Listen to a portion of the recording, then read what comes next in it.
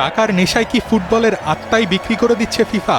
সম্প্রচার থেকে শুরু করে স্পন্সরশিপ সবকিছু এক ছাতার নিচে এনে বিশাল মূলধন গড়ার পরিকল্পনায় এবার চরম তোপের মুখে ফুটবলের সর্বোচ্চ নিয়ন্ত্রক সংস্থা। ফিফা নাকি সীমা অতিক্রম করেছে এমন অভিযোগ তুলে সরাসরি বিশ্বকাপ বর্জনের হুমকি দিচ্ছে খোদ ইউএফা। ঘটনার শুরু 28 জুলাই মঙ্গলবার। ফিফা হঠাৎ ঘোষণা দেয় তারা ফিফা ফরওয়ার্ড এন্টারপ্রাইজ বা এফএফই নামের নতুন একটি প্রতিষ্ঠান গঠন করতে যাচ্ছে।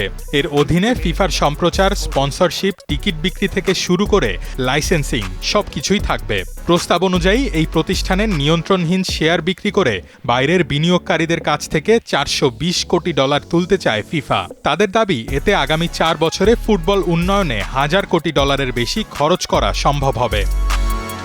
কিন্তু ফিফার এই পরিকল্পনাতেই আপত্তি ইউএফার।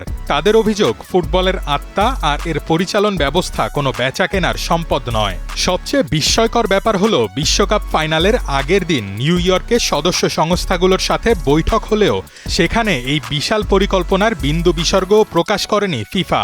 এমনকি ইংল্যান্ড ফুটবল অ্যাসোসিয়েশনও এ বিষয়ে পুরোপুরি অন্ধকারে ছিল।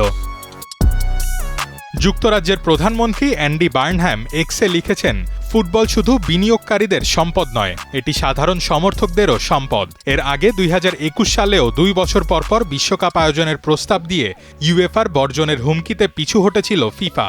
এবারও ফিফা সভাপতি জিয়ান্নি ইনফান্তিনোকে চাপে ফেলতে চলতি সপ্তাহেই 55টি সদস্য দেশকে নিয়ে জরুরি ভার্চুয়াল বৈঠকে বসছে ইউএফা। সেখান থেকেই আসতে পারে বিশ্বকাপ বর্জনের মতো কঠোর কোনো সিদ্ধান্ত।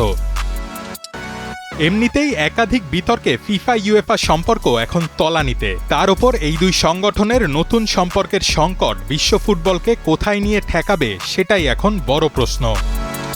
রোহান আদনান, প্রথম আলো।